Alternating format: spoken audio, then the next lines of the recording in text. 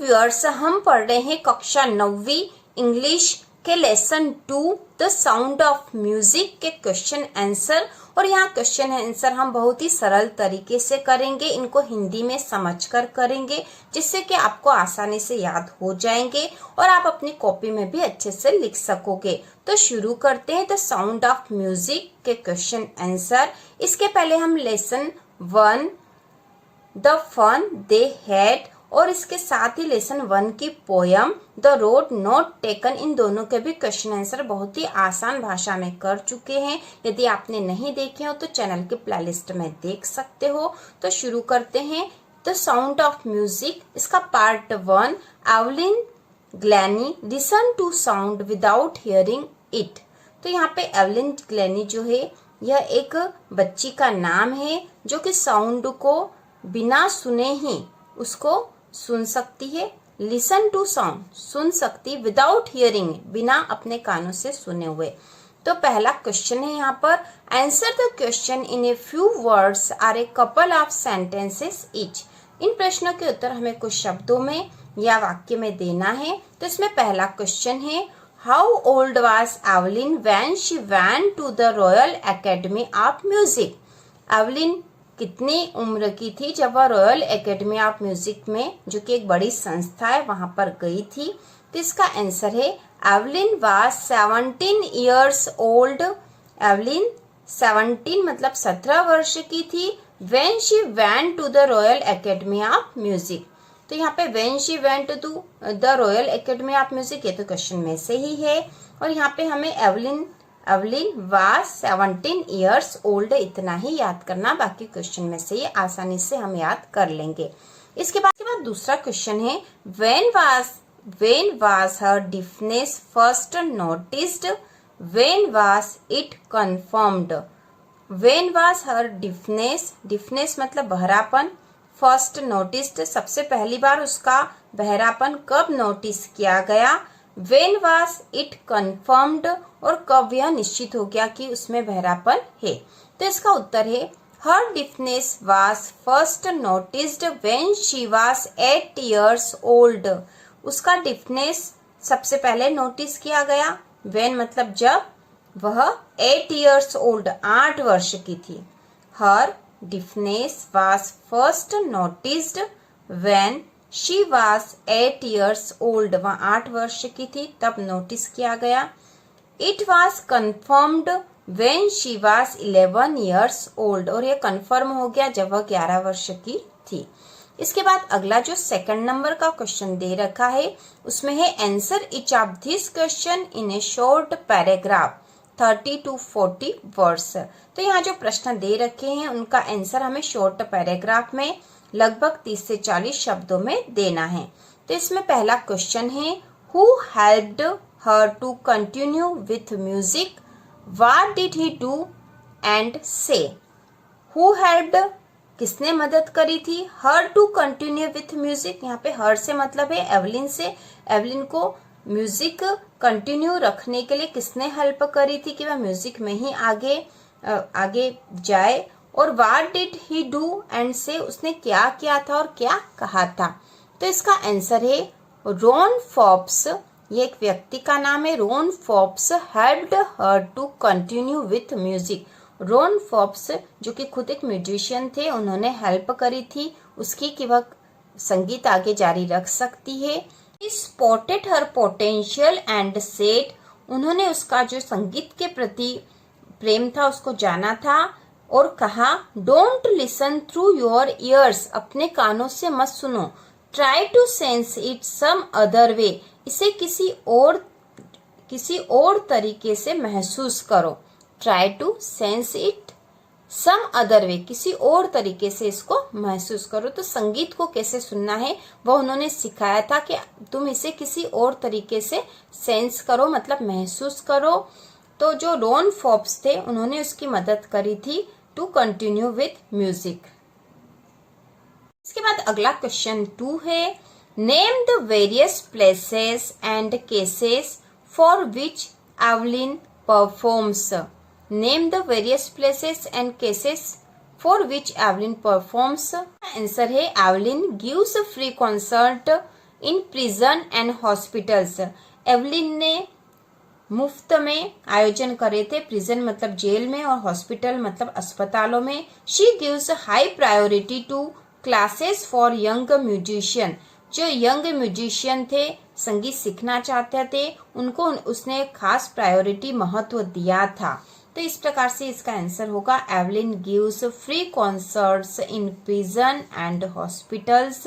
She gives high priority to classes for young musician. तो young musician को classes दी थी उसने, ज्यादा महत्व देकर उसने मुफ्त में आयोजन करे थे जेल में और हॉस्पिटल में। इसके बाद थर्ड वाला जो भाग है इसका क्वेश्चन का, तो थर्ड में है answer the question in 2 or 3 paragraphs 100 to 150 words. 2 या 3 पैराग्राफ में अब हमें यहाँ आंसर देना था। तो इसमें एक ही क्वेश्चन है। यहाँ पे क्वेश्चन है how does Evelyn here music. Evelyn music कैसे सुनती है या कैसे सुनती थी। तो इसका उत्तर है Evelyn became deaf when she was 11। Evelyn became deaf when she was 11। जब वह 11 वर्ष की थी तब वह बहरी हो चुकी थी। But she did not give up, लेकिन उसने हार नहीं मानी।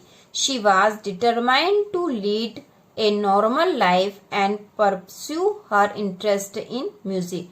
She was determined to lead a normal life. वह एक सामान्य जीवन जीना चाहती थी and pursue her interest in music, और उसका संगीत में विशेष रुचि थी।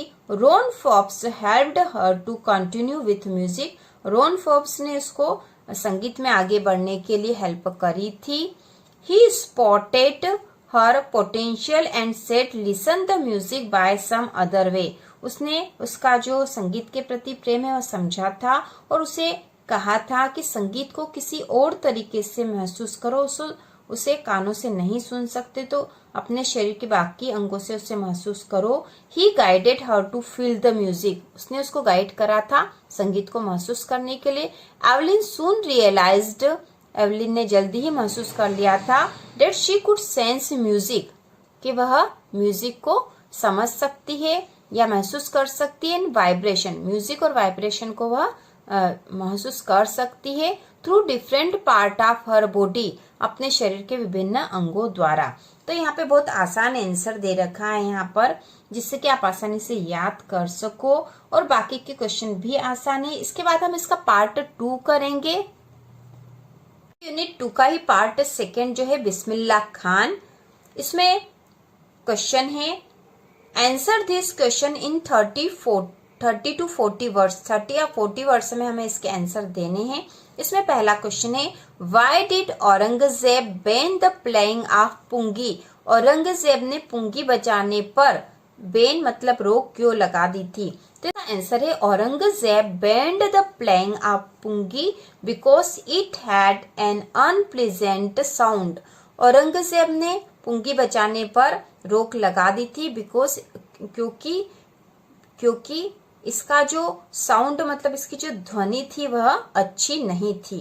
तो इस प्रकार इसका आंसर है Aurangzeb banned the playing of pungi because it had an unpleasant sound. इसके बाद अगला क्वेश्चन है second, how is a shehnai different from a pungi. एक शहनाई पुंगी से किस प्रकार अलग है। तो इसका उत्तर है shehnai has a good and pleasant sound. Shehnai का एक अच्छा और शांतिदायक साउंड मतलब ध्वनि होती है देन पुंगी। पुंगी की तुलना में shehnai has longer and broader than pungi. Shehnai pungi की तुलना में लॉन्गर और ब्रॉडर होती है। इसके बाद अगला थर्ड क्वेश्चन है where was shehnai played traditionally. Traditionally मतलब परंपरागत रूप से शहनाई कहाँ बजाई जाती थी। How did Bismillah Khan change this. और बिस्मिल्लाह खान ने इसे किस प्रकार से परिवर्तित किया। तो इसका आंसर है the shehnai was played traditionally in temple and wedding. Shehnai traditionally मतलब परंपरागत रूप से मंदिर और शादियों में बजाई जाती थी। The credit for bringing this instrument on to the classical stage goes to Bismillah Khan. तो तो शहनाई को एक क्लासिकल स्टेज पर ले जाने का जो महत्व है, जो योगदान है, वह बिस्मिल्लाह खान ने दिया था, इसलिए उनको ही इसका क्रेडिट दिया जाता है। इसके बाद अगला प्रश्न है, when and how did Bismillah Khan get his big break? कब और कैसे बिस्मिल्लाह खान को उनका पहला ब्रेक मिला था? तो इसका आंसर है, Bismillah Khan got his big break with the opening of All India Radio in Lucknow in 1938। Bismillah Khan को उनका बड़ा ब्रेक मिला जब ऑल इंडिया रेडियो की ओपनिंग हुई थी लखनऊ में 1938 में। इसके बाद अगला प्रश्न है, where did Bismillah Khan play the shehnai on 15 अगस्त 1947? बिस्मिल्लाह खान ने 15 अगस्त 1947 को शहनाई कहां पर बजाई थी? Why was the event historic? और यह जो इवेंट हुआ था हिस्टोरिक मतलब ऐतिहासिक कार्यक्रम क्यों था?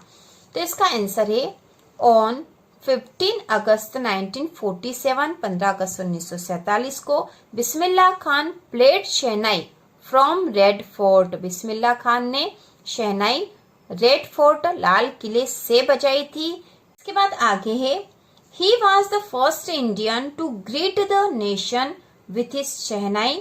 उन्होंने देशवासियों को अपने शहनाई से बधाई दी थी। This event was historic because we got independence on that day. यह जो इवेंट, यह जो कार्यक्रम था, यह हिस्टोरिक मतलब ऐतिहासिक था क्योंकि इस दिन हमारा देश आजाद हुआ था। इसके बाद अगला है 6 नंबर का question, why did Bismillah Khan refuse to start a shehnai school in the USA? Bismillah Khan ने यूएसए में एक शहनाई स्कूल खोलने से मना क्यों कर दिया था? तो इसका आंसर है, Bismillah Khan refused to start a shehnai school in the USA because, तो यहाँ तक की वाली लाइन तो क्वेश्चन में से ही है, because he loved India, holy Ganga, Banaras and Dumraon. तो यहाँ पर डुमरान जो उनका गांव था, यहाँ पर ये कहा गया कि बिस्मिल्लाह खान ने शहनाई स्कूल यूएसए में शुरू करने से मना कर दिया था बिकॉज वह अपने देश भारत को, पवित्र नदी गंगा को, बनारस को और उनके गांव को बहुत प्रेम करते थे और वह उन्हें छोड़कर नहीं जाना चाहते थे। इसके बाद अगला क्वेश्चन नंबर 7 है, find at least 2 instances in the text which tell you that Bismillah Khan loves India and Banaras. तो यहाँ पे जो हमें पाठ में जो बताए गए हैं उनमें से कोई से 2 ऐसे घटनाएं बतानी है या स्थल बताने हैं जहाँ पे बिस्मिल्लाह खान ने बताया है कि वे भारत और बनारस से बहुत प्रेम करते हैं। तो इसका आंसर है, Bismillah Khan loves India and Banaras when a student. तो हम यहाँ पे लिखेंगे सबसे पहले, Bismillah Khan loves India and Banaras. Bismillah Khan Bharat और बनारस से बहुत प्रेम करते थे। When a student of his once wanted him to head a shehnai school in the USA, he refused it। जब उनका एक स्टूडेंट उनसे चाहता है कि वह शहनाई स्कूल यूएसए में एक शहनाई स्कूल के हेड बने तो वह इसे मना कर देते हैं। Bismillah Khan said whenever I am in a foreign country, Bismillah Khan कहते कि जब भी मैं एक फॉरेन मतलब विदेश में रहता हूँ, आई कीप यर्निंग टू सी हिंदुस्तान, में हमेशा अपने देश हिंदुस्तान को देखना चाहता हूँ। वाइल इन मुंबई, जब मैं मुंबई में रहता हूँ, I think of only Banaras and Holi Ganga, जब मैं मुंबई में रहता हूँ तो मैं केवल बनारस और पवित्र गंगा को ही याद करता हूँ। एंड वाइल बनारस, और जब मैं बनारस में रहता हूँ, आई मिस द यूनिक मट्ठा ऑफ डुमराव, तो मैं जब बनारस में रहता हूँ तो मैं डुमराव जो उनका गांव था वहां के मट्ठे को बहुत ही याद करता हूँ। तो इस प्रकार उनके मन में अपना देश, बनारस, गंगा नदी और उनका गांव बसा हुआ था, इसलिए वो विदेश में नहीं रहना चाहते थे। और यही 2 ऐसी घटनाएं हैं जो कि बताती है कि वो अपने देश से बहुत अधिक प्रेम करते थे। तो इस प्रकार यह second part, the sound of music का सेकेंड पार्ट बिस्मिल्लाह खान के भी क्वेश्चन आंसर हो चुके हैं। तो इसी प्रकार के और वीडियो देखने के लिए, कक्षा 9वीं की संपूर्ण तैयारी के लिए चैनल को सब्सक्राइब कीजिए।